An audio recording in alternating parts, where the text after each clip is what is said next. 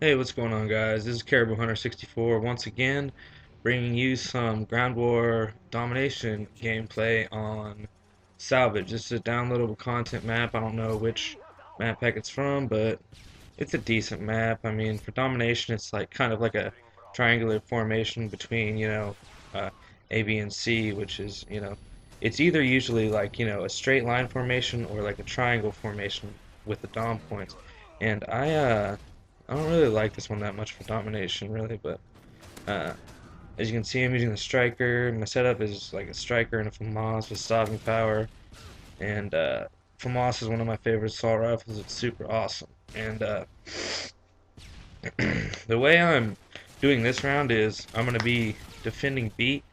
Uh, this spot right here is really nice because uh, people like to go up in these windows and like shoot noob tubes down and kill people as they come into the A spawn, and you can just pick them off from here, and you can pick people off from the right where I'm looking right now. And right there, I put a Claymore down. I thought I had C4. I thought I could toss it out, and I think I'd do it another time in the match, and then I correct myself and get away from it. But yeah.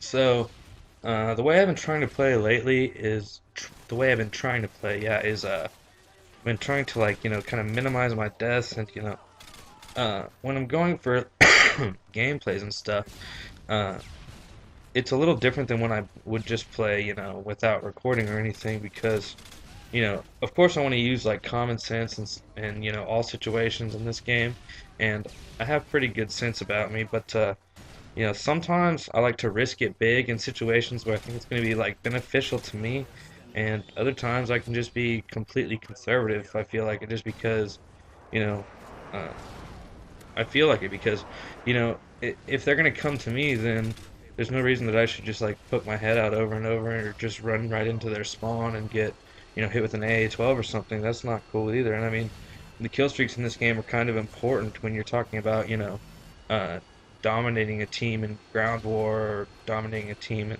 team deathmatch. So the kill streaks become pretty important when you're trying to control a map, and that's what you have to do in domination. That's the point of the game.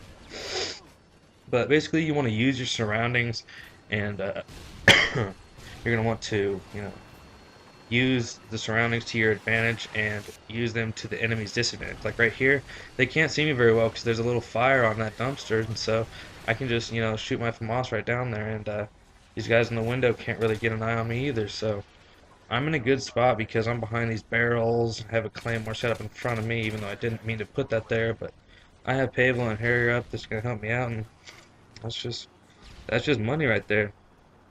Another thing you got to do in this game is anticipate the enemy's moves. Uh, you want to like uh, figure out what they're going to be doing. Like if they're going to be rushing really hard, maybe you should play more defensive and let them come to you and work up a kill streak. If they're going to sit back, you can rush hard and just have a good time and play around and stuff. But if you anticipate your enemy's moves, you'll be able to kill them more effectively. Like, see that guy came right across there and he had Scrambler Pro, but I knew how to kill him because, I'm paying attention to what's going on. I'm paying attention. Um, and actually, I'm playing defensive this round, kind of, because, I'm sticking by the B flag, but at the same time, I am, you know, defending the objective, so I don't see that there's a problem with that at all. I don't think it's campy at all because I am on or close to a flag every moment of this round.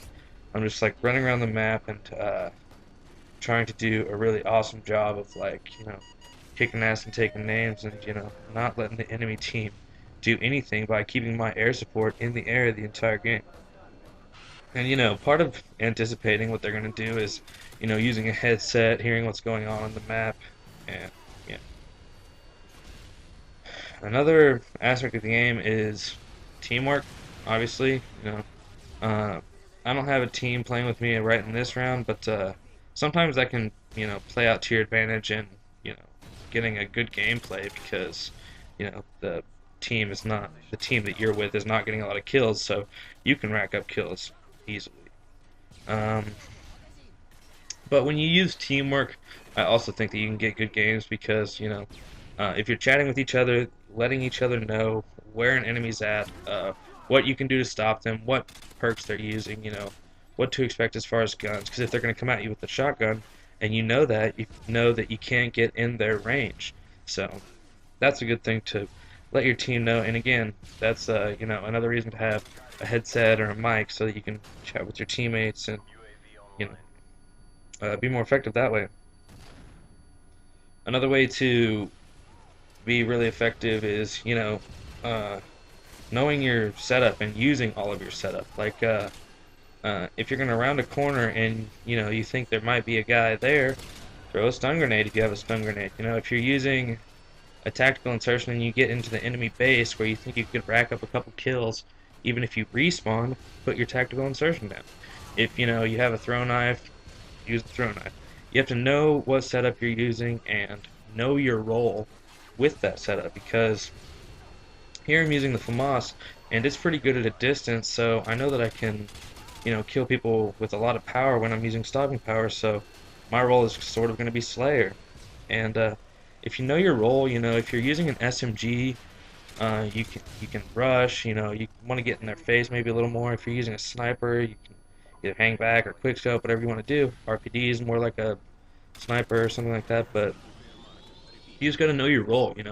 What you think your team is going to want from you, and try and fulfill that and work it in your favor to get the win for your team. Uh, I don't know which I like better, like objective or team deathmatch. I excuse me. It seems like people play in really lame ways in all playlists, but in team deathmatch, people will literally sit in a spawn in this game at least, and they'll use a grenade launcher and just shoot it down when they see a person run across the screen, and that's really upsetting. People do that in Search. I mean, it's just like a total disaster when people act like that on a game, mess it up the way they do. But for that reason, I kind of have to go with objective as opposed to TDM. But yeah, so Modern Warfare 3 is coming out, and I thought I would talk maybe a little bit about the kill streaks and how I think it would work nicely. And so the kill streaks I'm thinking for Modern Warfare 3 would be UAV, counter UAV, both Predator and Airstrike for a 5 kill streak, Harrier at 7, Pavelow at 9, AC-130 11, and then maybe EMP in the mix somewhere.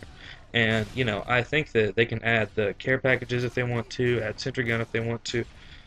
I just want everything to be sort of balanced and everything to work out nicely and get, the community in a position to really enjoy the game they're playing. I know, people always want to complain about how, shitty everyone is on Call of Duty, and it's true.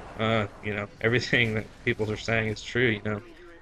For some reason, people feel the need to play like assholes, and it really ruins these games. But, I think the reason that we continue to play COD is because we have faith in the series, and um, I want it to go back to the way it was. I always used to have fun playing the Call of Duty series, and then people just found ways to utilize the most, um, game-ruining things.